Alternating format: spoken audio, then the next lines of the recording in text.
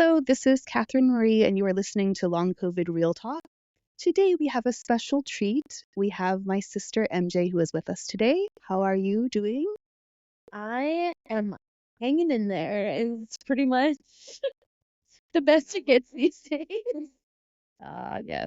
I am the oft mentioned sibling with long COVID on this podcast, but this is my first time making an actual appearance.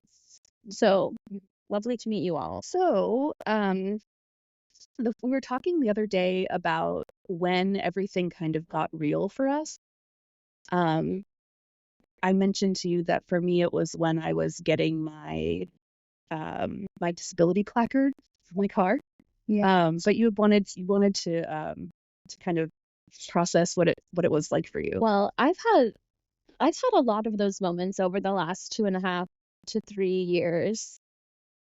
So I'm the most recent one I would say was upon purchase of a chair for my shower.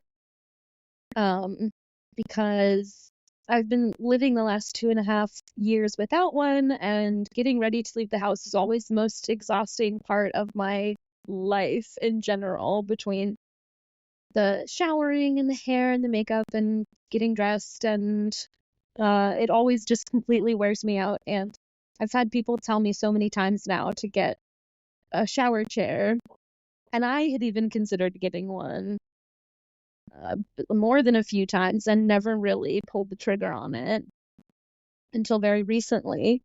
And it was when I finally hit the buy button.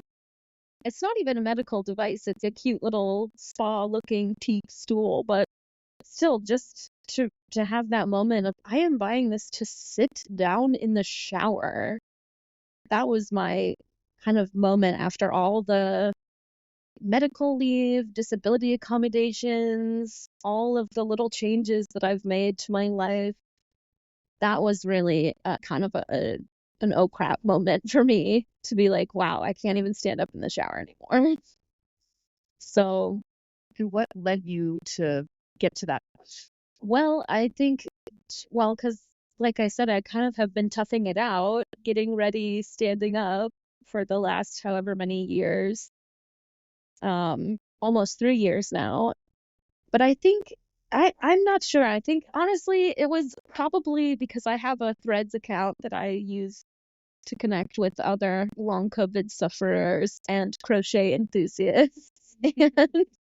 And it was someone in the disabled community, when I had posted about being so wiped out after a shower that I had to lay back down, like getting up, getting showered, and having to lay back down before I finished getting ready because I was just too exhausted to continue. And she was like, just get a shower chair. I'm telling you, mine was, it was so great to have, and it makes such a big difference. And for whatever reason, that was the moment when I was like, okay, you know what? You're right. You're right. I should have one. This is crazy that I've been doing this for almost 3 years now, like getting ready in fits and spurts because I'm just too tired. So, yeah, thank you, kind stranger on Threads. I can't remember the handle, or I would give it to you. Thank you, stranger on Threads. Yes. So I do not use a shower chair, but Maybe you should. maybe I should. I have to say, the first couple times that I used it, it was just really weird to me because I've never had to sit down in the shower. So it was just, I didn't know how, like, I didn't know how to shower.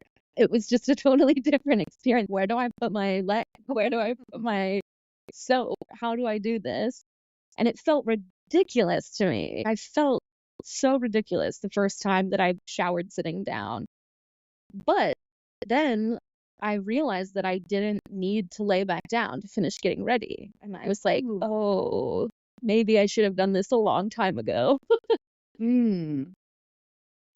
It's interesting how at various points of this journey, you get to a point where you're like, oh, I've been I've been trying so hard and working so hard to do something that shouldn't be this hard. Yeah. And then you make the change, like disability accommodation, Yeah. or in my case, eventually having to leave my job. Yeah. And just thinking, oh my gosh, I wish I'd done this before, because all of a sudden your life is not nearly as horrible. Yes. And not flaring as much. Totally. And a lot of these things make a huge difference once you actually get them in place. But a lot of it is time, and the paperwork for some of this stuff is a huge pain, and coordinating for disability accommodations, and a lot of it can be the red tape or the intimidation of the process, but I think some of it is mental as well. Oh, for sure. I actually think a lot of it is mental, to get past that point in your brain where you're like, yes, this is something that I need. I am disabled now, and that is the reality of the situation. It's really hard to get to that point in your brain, because if you've never had any disability before, or any significant disability that has really affected your life, getting to the point where you need some sort of assistance, it's really hard to get there, to reach that summit and kind of realize, oh my gosh, I really need something. To realize that you need it, and then to accept that you are that sick that you need it, or that it's almost a multi-phase. We'll talk about the stages of grief, but it's like that, but for your own, who you are, and what you need, and how your life is. It's grieving that you need this stuff, like, oh my gosh, I actually need this stuff.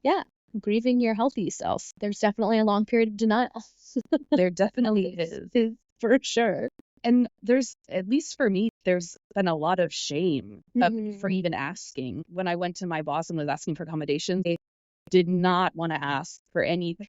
I felt terrible even asking. I still, to this day, when I need to work from home more, which is perfectly allowed under my reasonable accommodation, I feel like such a slacker. Why can't I make it into the office? Why can't I just go 1-2 days a week? I can't even get in 1 day a week. But no, I really can't. Like, and realizing that and accepting it, and then taking the steps to get those accommodations in place. It was a whole process. But again, similar to the shower chair, much better. It's interesting because for me, each time I have to take that next step, it gets to a point where I realize how insane it is to try to do it without whatever I actually need. And then grieving, like, okay, this is something that this is my reality right now. I need to proceed accordingly in a sane manner. So what's the next step to do that? Yes, totally. Well, I recently got a disability placard. The moment that it hit me was when I did the temporary one, but I recently got a permanent one, and I'm very, very excited about it. That's cool. But at first I was not, like, when I first saw that my doctor had checked permanent instead of temporary, even that was well, because it's like, oh, this is how it is now. It is. I think it's nice not to have to go through the paperwork every however many months. 6 months. So in that sense, it's saving you a lot of trouble, even though mentally there's that moment where it's like, oh, this is just my life now. This isn't, oh, for the next 6 months, maybe I'll need this. I'm fully, this is a permanent thing. This feels more final. When I was debating, when I first got that piece of paper and I was debating about whether or not, it just took me a while to actually fill it out, even though my doctor had filled it out already. And I think that I asked my friend, Dr. Zeest Khan, who does the Long COVID MD podcast. Shout out to her. But I emailed her about it, and she said, no, you got to do this. You got to do this because your daughter needs you to not be tired. Your daughter needs you to be able to take her places and not be exhausted just walking through the front of the gate because you walked, across the parking lot. And I thought, yeah, that's true. Yeah, that's true. Okay, well, thank you for this little episode. My pleasure. The moment where it became real for us. Maybe I'll be around in future episodes as well. I believe so. We live pretty close by, so We are. I would imagine it will happen. Yeah. So anyway, but thank you for taking the time to sit down and have a chat here. Anytime. All right. Okay. Well, thank you for listening, and have a great day, and we'll talk again real soon. Don't forget to like and subscribe. Oh, yes. And leave a 5-star review wherever you're listening.